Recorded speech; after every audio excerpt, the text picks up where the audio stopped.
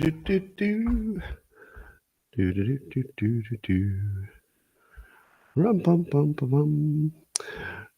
All right, everybody, get in here. Hello, Rumble. Hello, YouTube. Hello, locals. Hello, X. We got a show for you, the Saturday show of shows. Now, it's my understanding that there are a lot of podcasters who don't do a weekend show. But not me. I care.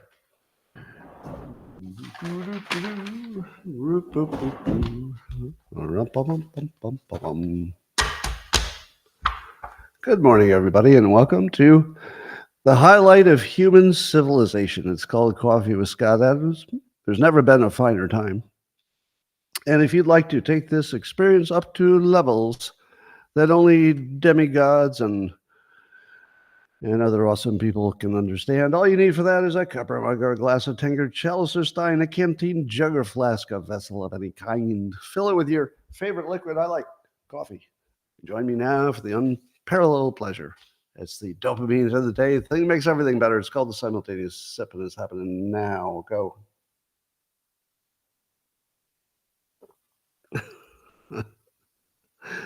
All right.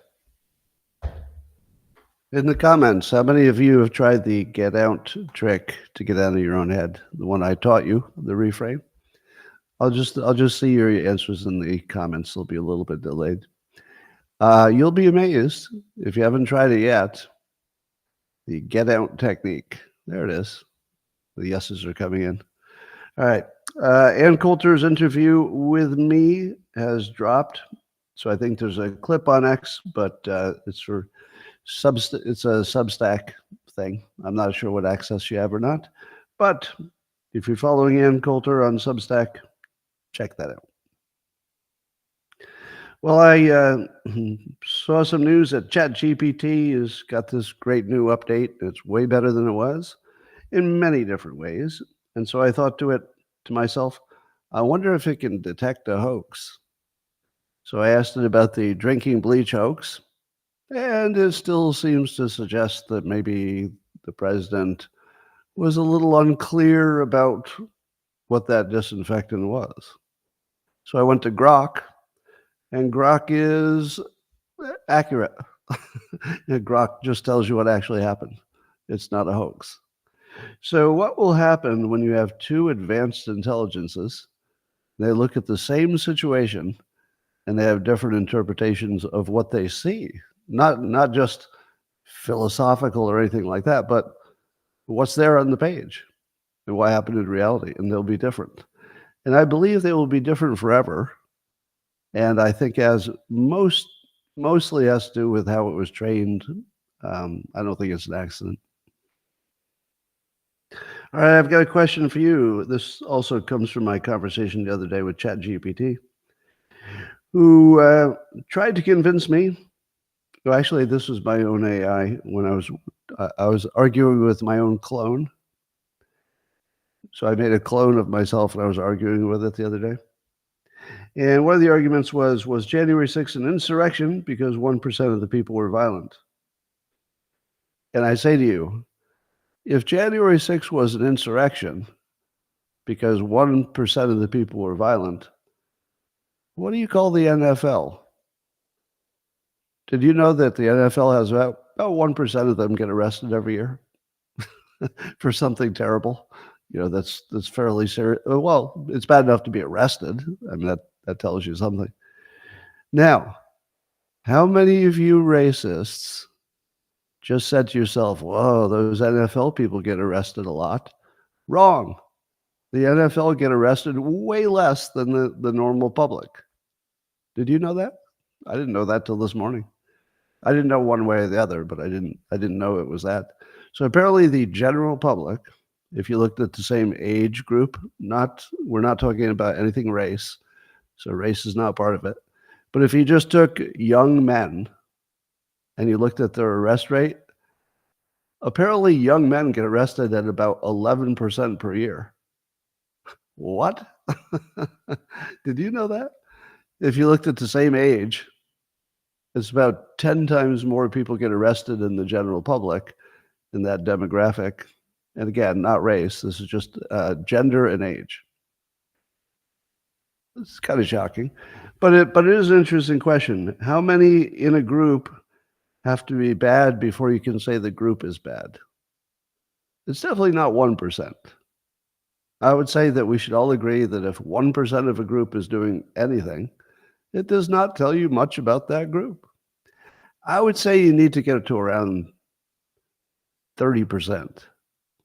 And then you can start saying, okay, if you joined a group, if you voluntarily joined a group where 30% of them are going to be doing something terrible, we cannot really say that you're good. Would that be fair? At about 30%? If 30% of your crowd was criminals and you willingly joined a group where 30% were criminals, could we really say you're innocent? Right? Or maybe you say 50%. But there's some number where you can't really say you're innocent if you willingly joined that group. That would be like saying, well, somebody joined the KKK, but they were really there for the social reasons. It doesn't really fly, right? Once you get to 90% bad, you got to say maybe you shouldn't have joined that group. But at 1%, I think we'd all agree that's not telling you much about the nature of the group in general. Jeff Clark, who's a U.S. attorney, he was under Trump, and he is a great follow on X, except that he reports he just had his X ad revenue cut for no reason. Something about a supposed violation of a creator content rules. But I don't think he was doing anything we weren't doing, which is just retweeting stuff on X. But because he's really good at it and he's a good advocate for Trump, probably got reported more than other people. Do you really think he broke any laws? Probably not. I think he was just tweeting posting like everybody else, and then suddenly something happened. Is there anybody who has the same worried suspicion that I do, that although I trust Elon Musk, I don't know if I can trust all the employees who are still working at X? Do you have that feeling? I feel like there's going to be some manipulation within X that the boss is not aware of and certainly would not support. And it feels like maybe we're seeing some suggestions of it already. I see a lot of people complaining that something seems to be happening with their account, but no confirmation. I mean, it's probably confirmation bias, if anything. But I worry about it. Yeah, I worry about it. I also say, could the CIA possibly put up with a situation in which they don't have control of that platform? Is that something they could live with? And if they couldn't do it with the agreement of the boss, and probably they couldn't, could they do it just by making sure that they had their own moles in the organization? Seems like they could do that. So I'm not so sure that X is free of influence. I just have a little suggestion, a little concern about that. So we'll see if anything comes from that.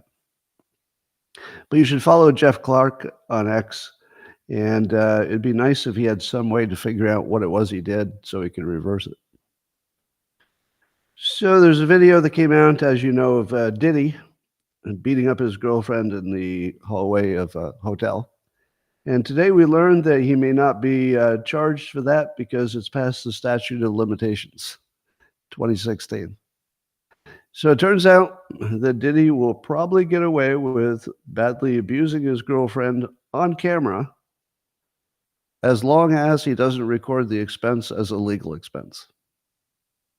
Am I right? Yeah. As long as he does his accounting correctly, apparently he'll get away with beating up his girlfriend because of the statute of limitations. Do you know who would have had the same situation but didn't? Correct me if I'm wrong. I need a fact check on this. Isn't the only reason that Trump ended up in the E. Jean Carroll case is that New York changed the statute of limitations just for Trump? Now, they made it look like it was for other situations, but it was suspiciously applicable to Trump. I think that actually happened, right? Yeah. In New York, they changed the statute of limitations. If I have this right, I think they briefly opened a window where people could come forward with much older complaints beyond the statute of limitations just for sex crimes. And everybody smart says, well, that's a big coincidence because that's exactly what they needed for E. Jean Carroll to come after Trump. Oh, how coincidental. And by the way, do you know she narrowed down the date of the assault to, I think it was one of these years. So seems to me a lot of Democrats get away with the crimes. Let's talk about Marjorie Taylor Greene. You all saw her dust up with AOC and the other congressperson whose name I can't remember, Crockett, something like that. And of course, we're all supposed to act shocked and outraged.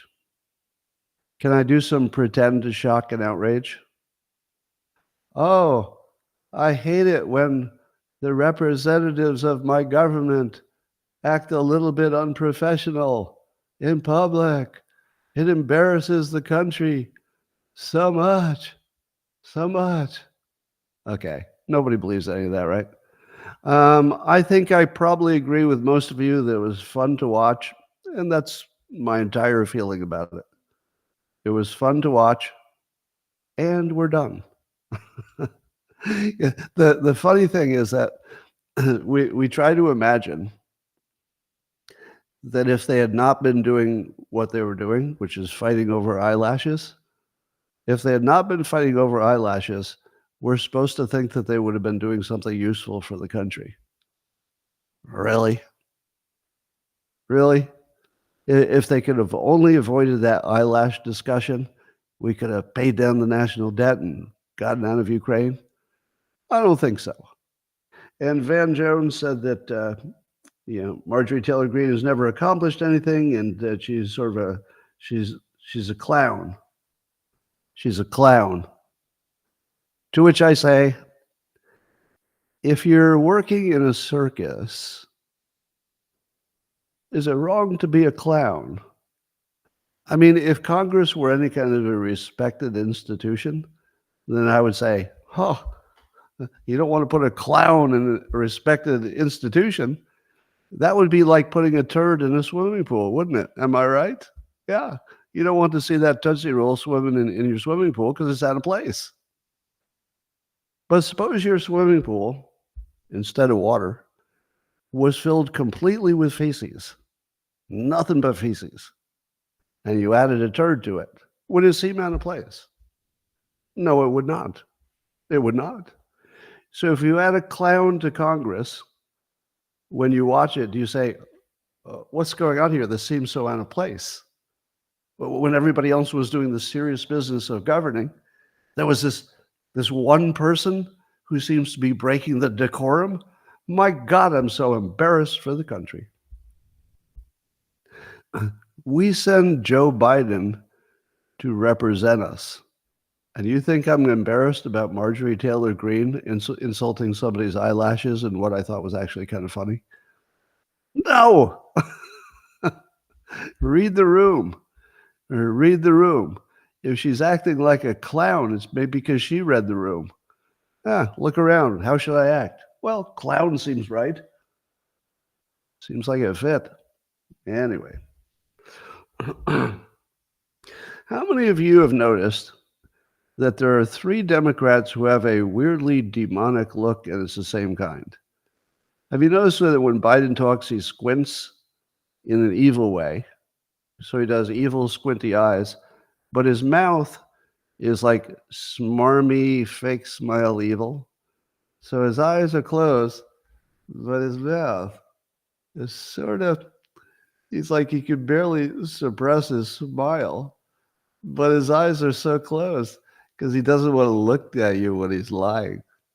And then Jamie Raskin and Schiff have that same look. Their eyes are closed when they're on camera. Look at Raskin. Raskin, but he's got to tell you that Donald Trump is certainly doing some things that are bad. Don't look at my eyes because my eyes are revealing that I'm a demon. Don't look at them. I'm going to close them. But look at my smile, my smarmy smile. And then Schiff. So basically, Schiff, Raskin, and Biden, they register as demons to me,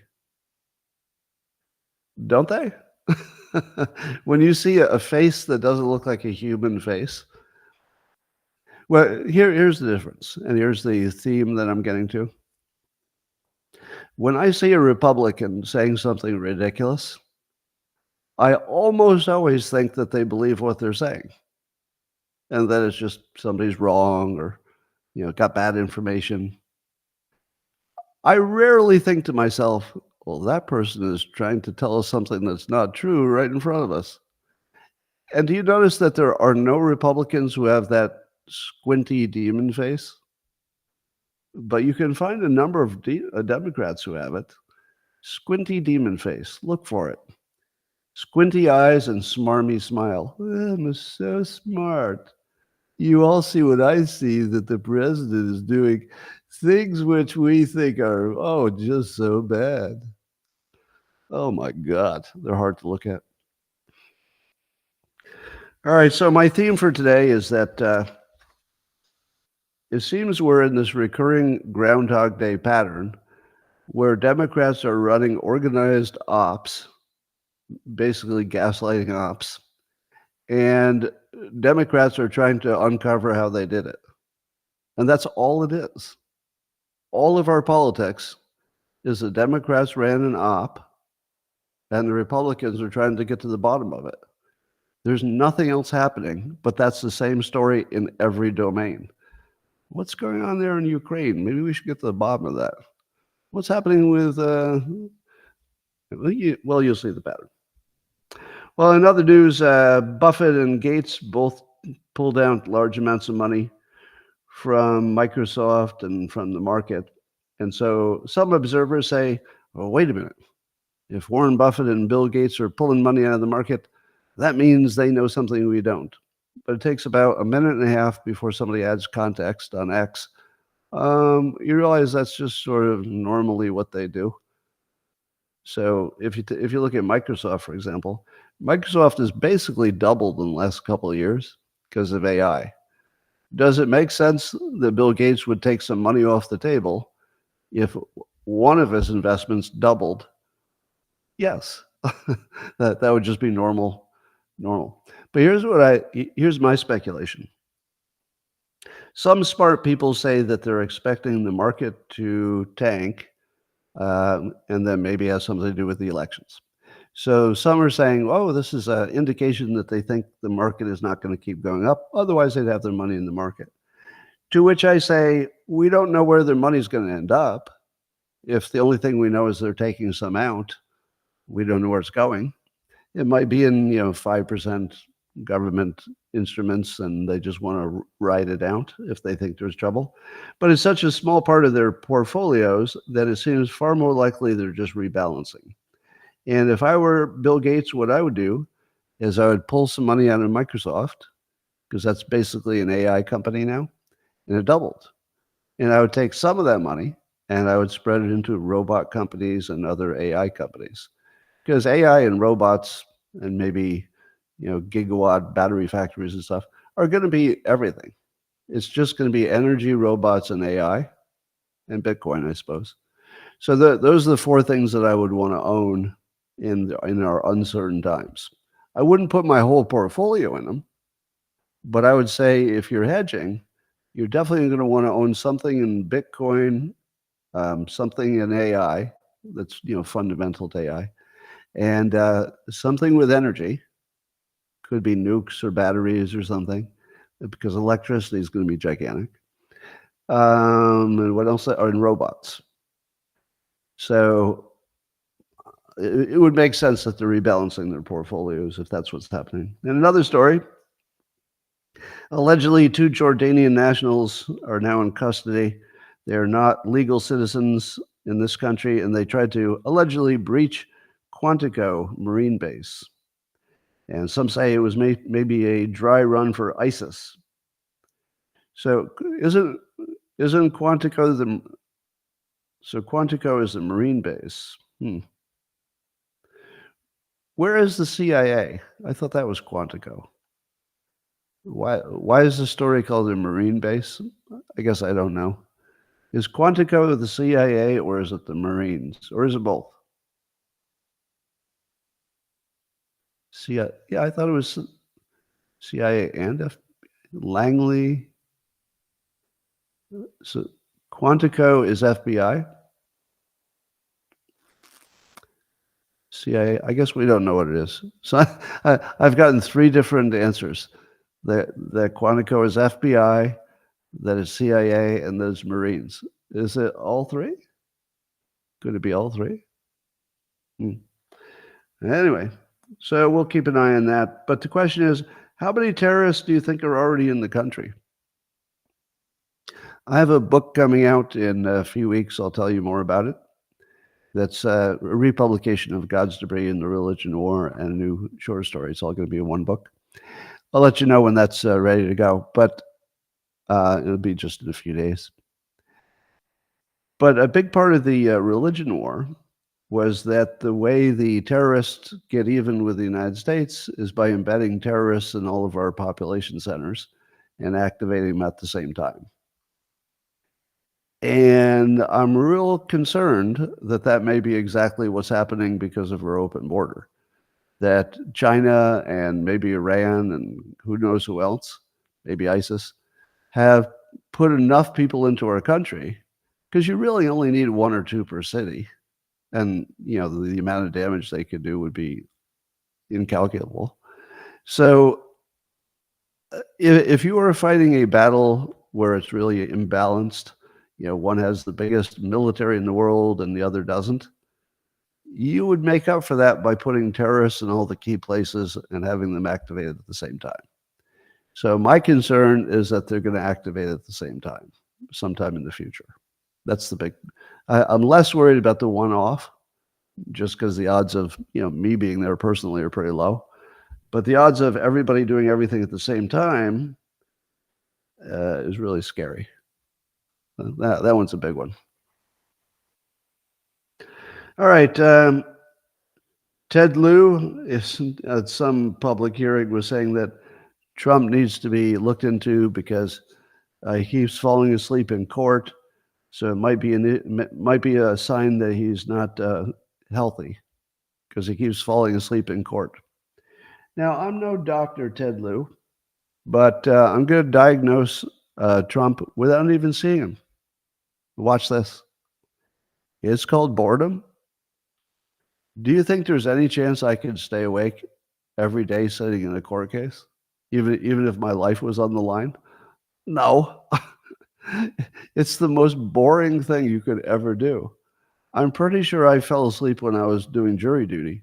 I mean, not for long, but I probably dozed off. And I was in my 20s when I was doing that. So, yeah, there's no problem with him falling asleep during a court case. In fact, he should sleep through all of it. It's a waste of time. He should be well rested.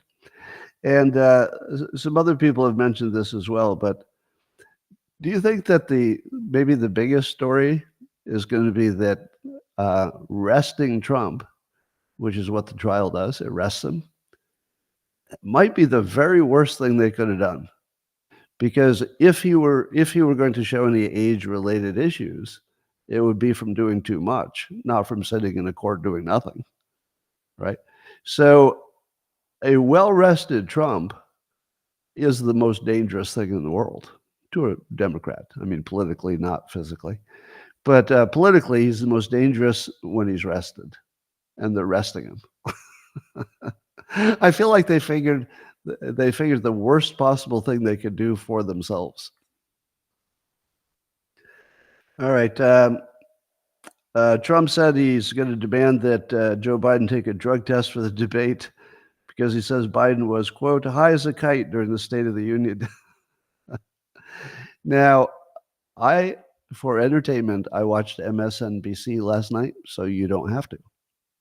On MSNBC, I swear to God, this is the conversation they're having. Now, just try to hold in your head what you believe reality is.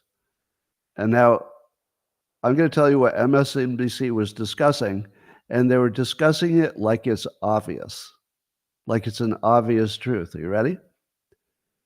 They say it's an obvious truth that Trump will never debate, and he's only going to look for an excuse to pull out.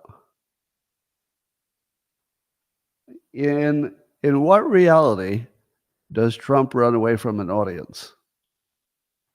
How in the world does more than one person on MSNBC sit in the same conversation and say, "Oh yeah, it's pretty obvious he's not even going to be in the debate. It looks like he's just looking for excuses to get out." Do you think this is one of them? Do you think he says if they don't drug test Biden, he won't do the debate? Of course he'll do the debate, because it's going to be even better if Biden is high. Can you imagine Trump calling out Biden as being high at the moment? Like, well, Joe, you're fairly coherent today. What'd they give you? Well, why are you saying that? No, seriously, Joe, what did they give you? What are you on? Tell the public right now.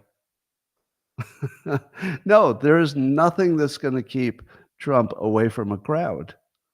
To imagine the MSNBC people, I honestly don't know if they're dishonest or they have dementia.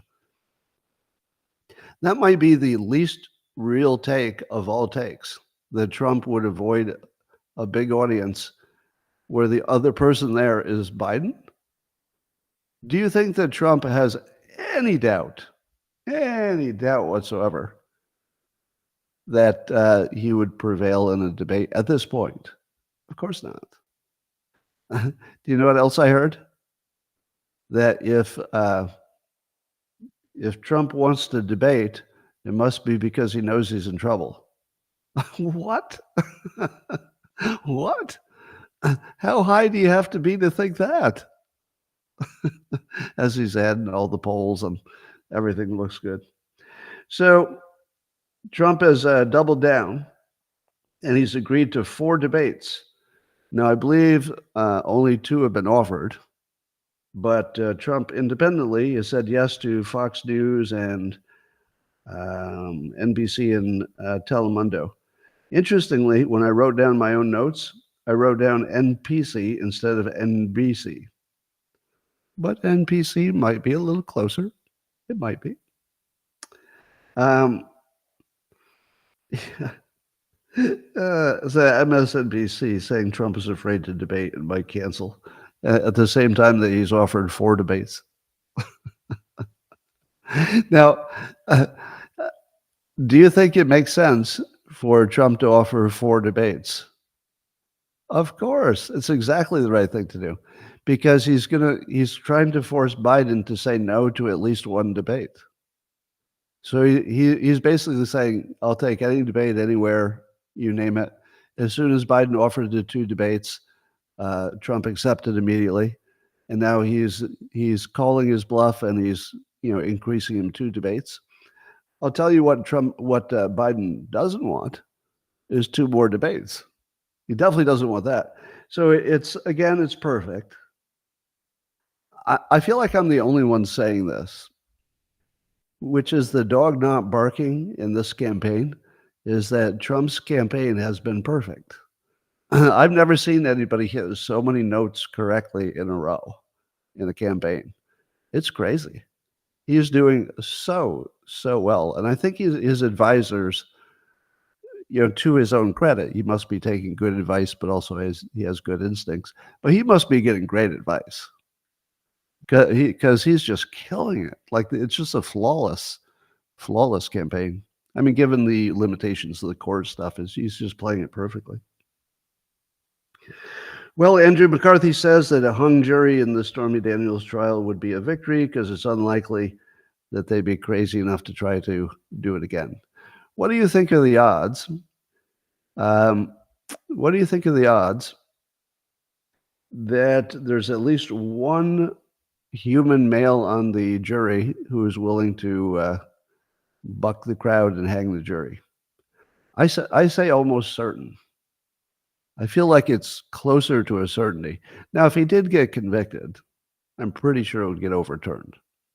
But I think there's going to be at least one male who says, nope, nope, this ends here. Do you know why I say male? Because it's dangerous. And when there's danger, there's more likely a man is going to do it than a woman. So imagine sitting in a jury where, let's say, hypothetically, 10 or 11 people are Trump haters, and all they want to do is convict him. And they're like, guilty, don't even want to discuss it. Could you be the one who says no? Now, it wouldn't be physically dangerous while you're in that room, but it would get pretty intimidating. It would get pretty hot. And when you left the room, people would find out you're the one that hung the jury. That's dangerous. It's dangerous. Men can do that. I would do it. I'd do it in a heartbeat. I wouldn't even hesitate. I would hang that jury so fast. And I would do it without any regret, second thoughts. I wouldn't even have fear. Because once something is so right, my fear goes away. I don't know if you have this, but fear is only there until you're sure you're right. Once you're sure you're right, it's still dangerous, but your fear goes away. Have you had that experience? Like, let's say, you're afraid of getting in a fight with somebody, but after they do the first punch, your fear just disappears because now it's just on. Yeah. The fear is just when you're not sure what's going to happen. Once you're sure what's going to happen, it's just go time. And I think there's going to be at least one juror who says, you know what? It's go time. I think it's go time. So I'm going to bet, I'm going to tell you that I have not lost complete faith in human beings. I'm going to bet on at least one human being saying too far. Too far. This is too far, and it stops now. And there's nothing you can do to me. I'm stopping this jury right now. I think it's going to happen. I say hung jury. All right, Representative Comer. He's got this story about some kind of deleted emails. There's some kind of written indication that Fauci and his friends had figured out some way to make emails disappear after there had been a FOIA request, but before they had executed it somehow. Quote, who said this? I don't know. I learned from our NIH FOIA lady how to make emails disappear after I am FOIA'd, but before the search starts, so I think we're all safe. Plus, I deleted most of those earlier emails. What? What? So this was, about some of the pandemic stuff. I think that's a quote of Fauci, but if not, it's one of the people involved in the whole business. Now, remember my theme? My theme is a whole bunch of bad behavior, often Democrats, and then Republicans are just trying to figure out how they did it. This is it. Just all over the place. It's Democrats running ops and Republicans trying to undo the ops. Even Bill Maher on the show last night is saying that the only reason for the June debate, which is months earlier than normal, is so they can replace Biden. Now, everybody sees it at this point. Republicans see it. Democrats see it. Imagine having your own candidate so weak that you're having an early debate so that you can increase the chances of replacing him. And that's your best guy, the best candidate. So your best candidate is one that you hope to God you can replace really early. We all see it. We all see it. The Amuse account on X asks this question. Is it weird that the Biden family's banks filed more than 170 suspicious activity reports with authorities, but the FBI never bothered to investigate why they kept getting suspicious wires, why the Bidens kept getting suspicious wires from China, Ukraine, Russia, and Romania? And the claim is that there's over like $250,000 in checks that were directly wired to Biden with no explanation. Do you think that's a coincidence? No, this is more to my theme of Democrats are running ops and the Republicans are just trying to figure out what's going on here. How did you do this op? It's everything from, the major hoaxes, the Russia collusion. It's all the same. It's just Democrats running hoaxes, Republicans trying to unwind them. It's our entire system now. All right. According to CNN, the black vote for Trump, which was only 9% in 2020, looks to be, according to polling, up to 22% in 2024. 22%. Now, that's still way less than half, so it's nothing to brag about. But clearly something's happening. Now, what's missing in the story? What's missing in the story? That black vote has more than doubled since 2020. Well, what's missing in the story is the part that Frank Luntz is the only one willing to say out loud besides me. He says that Trump could win the votes of 1/3 of black men under age 40. They identify with Trump, he says. It could be as high as 1/3 of black men under 40. It's men. It's not black people. It's mostly men. Is that a coincidence? No, because men are rising because there is an evil and we sense it. Let me ask you this, men who are watching this right now, don't you sense that there's an evil which you are personally responsible for? Because we're sort of born to take care of this stuff. Doesn't it feel personal? Like I feel like there's a level of evil that's trying to creep into our system and that men specifically need to stop it. Because I think women, for whatever reason, are on the side of the evil. Doesn't mean they're evil, but they seem at least accidentally on the side. So at least Frank Luntz is telling us the truth. Thank you, Frank. At least putting it in the right frame. Probably not a coincidence that President Trump, or ex-President Trump, has just announced he's going to do a rally in South Bronx. Now, I don't know much about South Bronx, but what's the demographic there? Is that now dominant Hispanic? Or is it dominant black, or is it mostly black and Hispanic? But whatever it is, it's not considered his normal stronghold. But what if he kills it in the Bronx? If he kills it in the Bronx, and he might,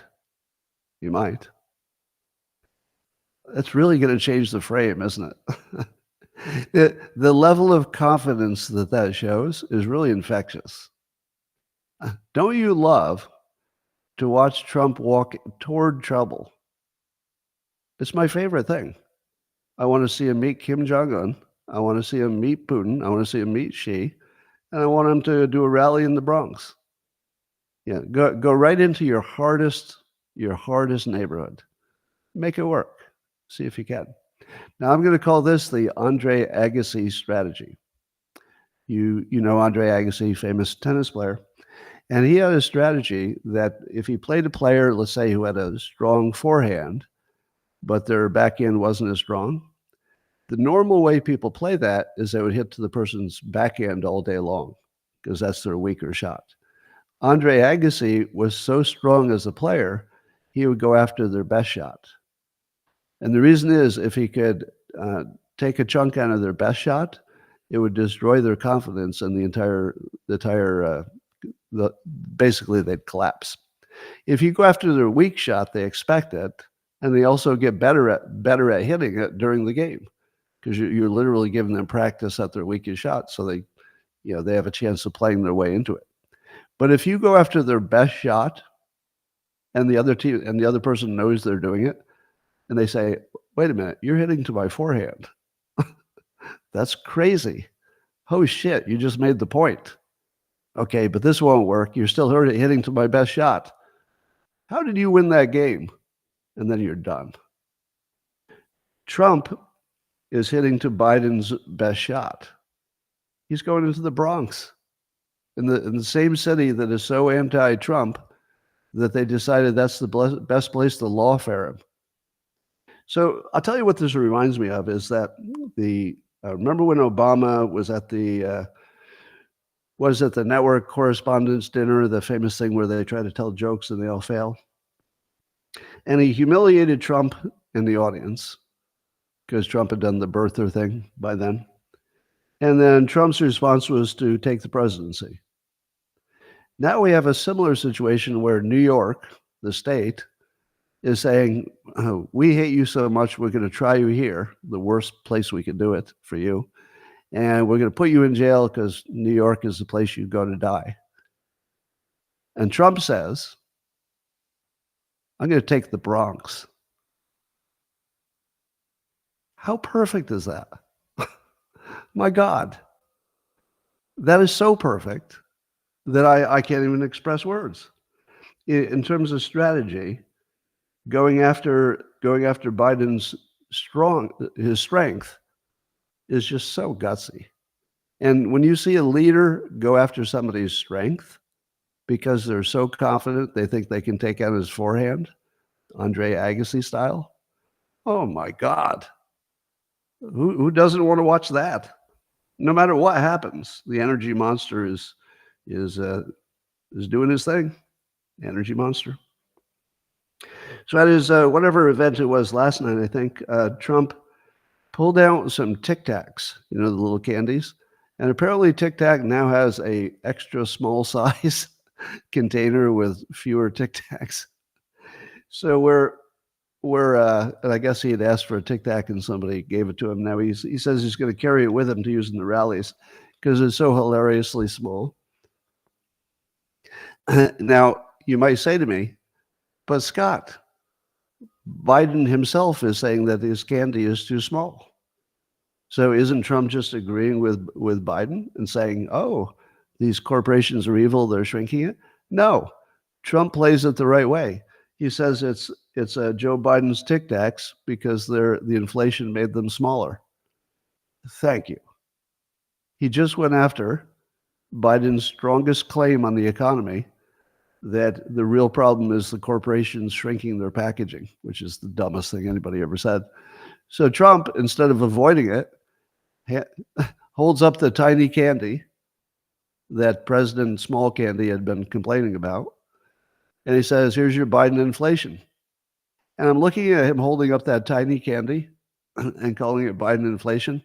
And what was my first thought? Build the wall. It's visual. It's visual. If he can hold up that tiny Tic Tac thing, the little container every time, and say, here's what Biden gives you. Here's your Biden inflation right here. And he makes the inflation visual. He said he's going to keep it with him for the other events. That is exactly right. Every single time, reach into your pocket and say, have you heard of Biden's inflation? Look what he did to the Tic Tacs. Perfect. All right. I saw a award-winning journalist, Alex Newman. He was on a show with Josh Phillip, I guess. Crossroads is the name of the show. Podcast, I think podcasty kind of a show. I don't know too much about it. But anyway, Alex Newman was saying that there are 3 new peer-reviewed papers published in major journals, scientific journals, that basically say climate change alarm is bullshit.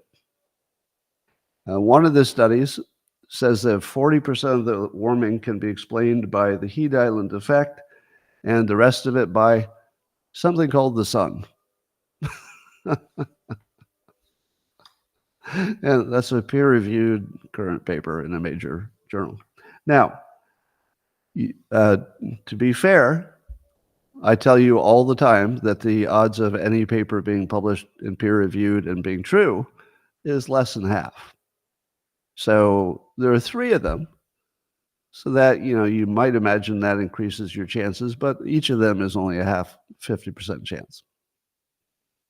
So what are the odds? Wait, do the odds for me. I don't want to be like Andrew Huberman. You've got 3 papers, and all of them are the same direction, saying that climate change is overdone. But there's only let's say there's a 50% chance of each one. What are the odds then that at least one of the papers is accurate? If it's a 50-50 and you don't know anything. We're not good at statistics, are we? I was kind of curious if everybody would have the same answer, or if it would be all over the place. 12.5% unless it's correlated. That sounds like the right answer. From, Jim Engineer. I'm going to go with the engineer on this. 12.5% I'm seeing more often than not. So, unless they're correlated. Would they be correlated? There's no reason they would be, I guess. Except they're looking at the same topic. That's a kind of correlation. I don't know. All right, all the smart people are saying 12.5. 110%, somebody says. So we can't believe the new studies, but here's my larger theme. I do think that Trump is going to have the greatest third act of all time. I do believe that climate change has been debunked sufficiently that even Democrats are having some doubt. Do you think that's true? The only way that AI is going to happen is with massive increase in energy.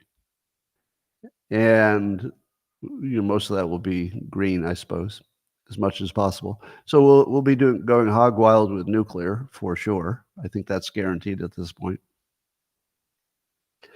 Anyway, I don't know if this means that climate change is really debunked. It's too early to say that. But if there is a study that says 40% of the warming is from the heat island effect, meaning that the thermometers were put in places that later cities grew toward, and where there's a city is hotter because of the concrete, which does not tell you that the world is hotter, just the concrete is hotter. Totalitarian roots, okay. Now, apparently there's somebody named Bill McGuire, a green person, who says directly the only way that we'll get to a sustainable planet is if there's something like a big pandemic that wipes out a lot of people. And I used to say, well, those are just the crazy, extremists. They don't represent the public in any way. But here's the thing I wonder. You ever wonder why we're doing gain of function? Now there's a story that the bird flu might be a gain of function escaped virus. Of course. Did anybody ever tell you why we do gain of function? I mean, I believe the official story is that it's so we're ready in case somebody else makes a super virus. But that feels weird because can you really guess how they'll make their virus? Can you really do, gain of function so specifically that you know exactly how the bad guys are going to try to get you with a virus? That feels like a stretch, given all the zillions of ways a virus could be changed and express itself. But you know what would make sense is if it were done intentionally to depopulate the earth. And I'm not going to make that claim, but I have this question. If you apply to do gain of function experiments and you're applying for the job at the lab and you're in your interview, don't you think one of the questions should be, do you think that the population of Earth is too high? If you're not asking that, I don't want anybody near a fucking virus that can wipe out the world. Can we at least ask the question, do you believe the biggest problem is too many people, or like Elon Musk and like me, think that the biggest problem is the lack of birth rate replacement? If somebody says, I'd like to work on deadly new viruses that I'll create that could destroy humanity, and by the way, I think there are too many people, I don't want that person near a lab. And do you think they ask that question? No way. because nobody does, right? But please, please.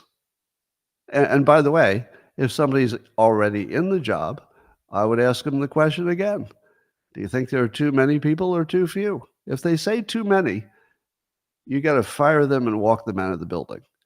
I don't want anybody working on gain of function who thinks there are too many fucking people. Can we get that right? Can we do that one thing? Just make sure the people who are developing deadly, humanity-destroying tools don't want fewer people. It doesn't seem like a lot to ask, but I'll bet it's never been asked. All right.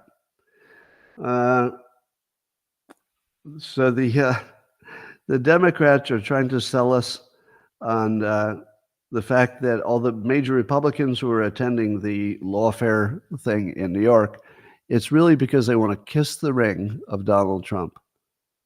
And they have to go into their demon smarmy voices. You should see Adam Schiff and Raskin talking about it with her. I'll do my impression. Squinty demon eyes, followed by smarmy mouth. And the only reason they're going is to kiss the ring. Oh, kiss the ring. It's like they're all Gollum. Anyway, comes off as a demonic possession, but can't be sure. Everybody's still talking about that Harrison Butker speech, the football kicker who did the speech at the Catholic school. So even Bill Maher said, I don't see what the big crime is. And he was reminding his Democrat audience that this is half the country, you know. they get to have an opinion about the right way to live, which I appreciate. You know, he's not saying that he agrees with it per se, but just it's normal, and you should be able to talk about normal things. Right. You should be able to talk about normal things. But I did watch MSNBC, as I said. And one of the things they said was that, and I didn't hear this when I was watching right-leaning news. I did not hear this at all. But apparently there was a comment about gay people being, what word did he use? Yeah. So he definitely said some anti-gay stuff. To me, that's different. That's a different category from saying some women might want to be, you know, homemakers and some might want to go to work. That's just talking about, did he call them deviants? Was that the word? Now that's too far. Yeah. Yeah, I think that's too far, going after individuals. But saying that women can have choices and they can be, you know, they could be any relationship they want with their husband, that seems fair. But if he was going anti-gay or calling them deviants, to me, that would be too far. But I also think he has free speech. So, you're right. All right. I would find that distasteful, but not illegal. All right. I finally figured out the situation with the debt crisis. Not in terms of a solution, but here's what I couldn't understand. I couldn't understand why people are not more panicked about it. But I finally figured it out. Because every time I brought it up, people would say things like, oh, we'll just do what Argentina does and cut expenses. Or if you just cut X percent from the budget every year, you'd be fine. Or if you stop giving money to other countries, we'll be fine. Or if you do what Vivek says and do a major cut of the government itself, get rid of a lot of departments, you'll be fine. Here's what I finally figured out. $1 trillion is such a big number that we can't tell the difference between 1 trillion and 35 trillion. All of those things I just said were perfectly good plans when the debt was 1 trillion. We probably could have worked our way out by spending less and making sure the GDP grows and a little bit of inflation and time, and you know, maybe we could have grown our way out. But at 35 trillion, none of those things work. And I was suspecting that the real problem here is that people are bad at math. So I think the reason that we're treating it like it's not a problem, the public, there's some small number of people who just harp on it all the time, like me, but most of the public kind of thinks that things will get worse and worse and worse, and then the Congress will be forced to act, but once they act, they'll fix it. That's not where we are. Yeah, I think you're reading the situation wrong. It is now so big, it's unsolvable. There's no normal thing you can do to solve it. You can't grow your way out of it. You can't have like better economy and just pay it off. You can't inflate your way out of it without destroying the country at the same time. And you can't cut expenses enough to make any difference at all. And I don't think people know, because they're still living in a 1 trillion world, not a 35 trillion with a trillion added every 100 days. And I think that there's just a basic inability to grasp math at the, say, conceptual level. They can't tell the difference between a trillion and 35 trillion. And their leaders are not acting so panicked. If you turn on CNN today, they won't even mention it, will they? It won't even be in the news. But it's our only existential problem. The rest, unless there's a meteor coming, the rest we can totally work on. War probably won't kill us. The coming robots will probably figure it out. Right? AI, I think we'll be okay. Climate change was never really worried. But the debt, 35 trillion plus a trillion every 100 days, I have no idea how you'd fix that. Not even a guess. But I will say this. There is some chance that our leaders are completely aware this is unfixable because they act like it doesn't need to be fixed. They can just keep throwing massive amounts of money at anything because they'll never have to pay it back. It might be that they know they're never going to pay it back. They might know that. And it could be that they think everything's going to fall off the ledge. Maybe. I don't think that's what it is. But more likely, and I hate to be a conspiracy theorist, but what does it push you toward inescapably? What is it we're going to have to do? No doubt about it. Digital currency. There's no way around it. Because we're going to have to do a once in a history reset, reboot. I don't want to use reset. Let's say reboot of the entire financial system in the United States. At some point, cash is going to become useless. They're going to have to value it down to zero. In the short run, the digital currency and the cash will both have value, but the cash will continue to, deflate.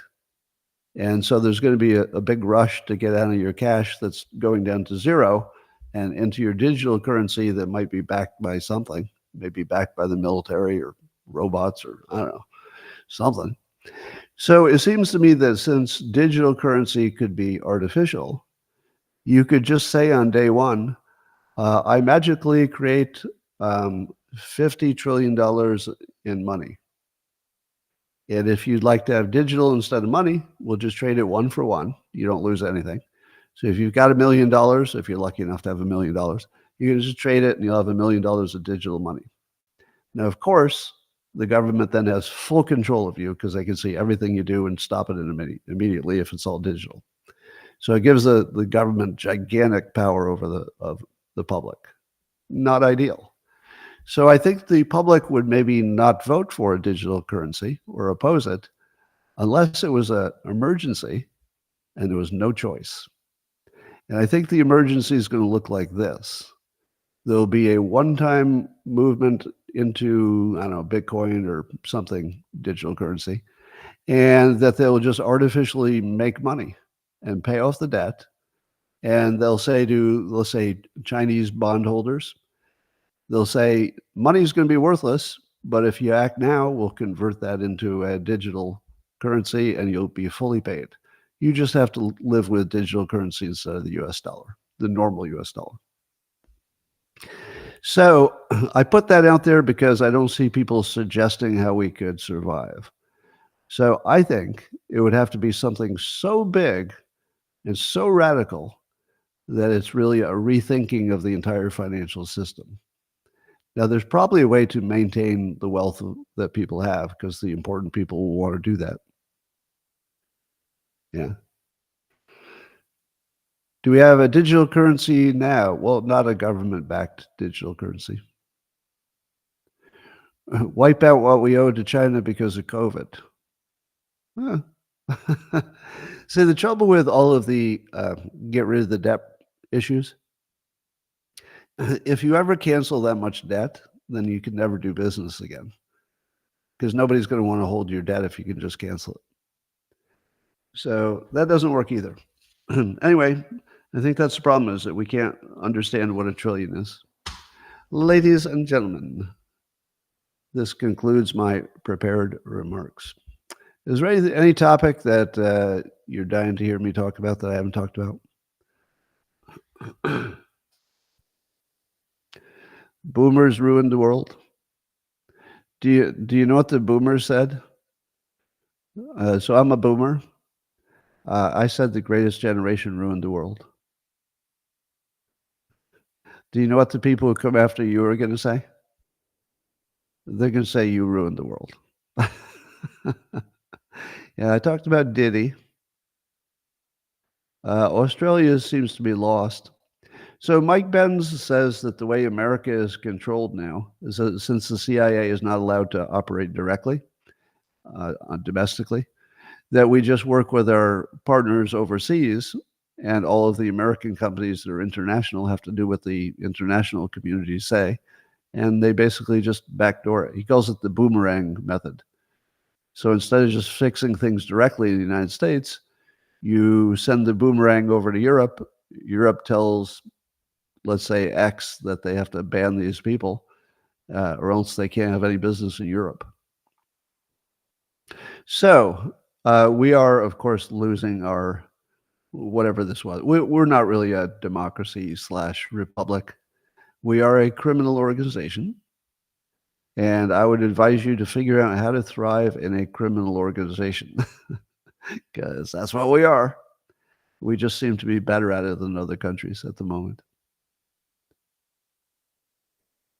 Yeah. What would the wealthy families behind the global banks want? Well, that's my point. I don't expect the dollar to turn into nothing in some fast way, because the rich people don't want it to happen. And I think they can prevent it.